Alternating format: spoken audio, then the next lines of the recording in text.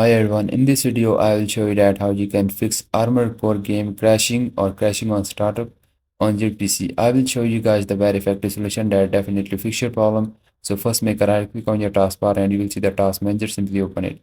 And guys, here just close all the background application. Now you will see the memory or the CPU on the top.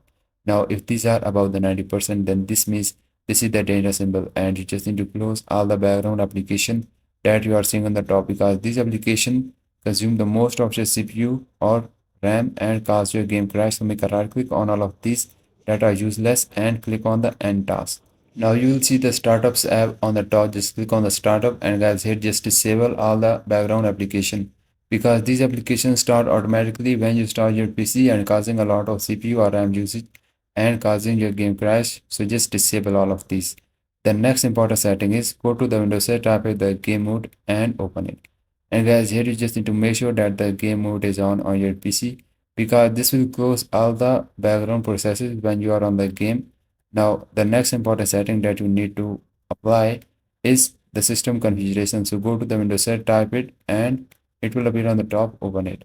Now you'll see the boot on the top, click on that, then just click on the advanced options.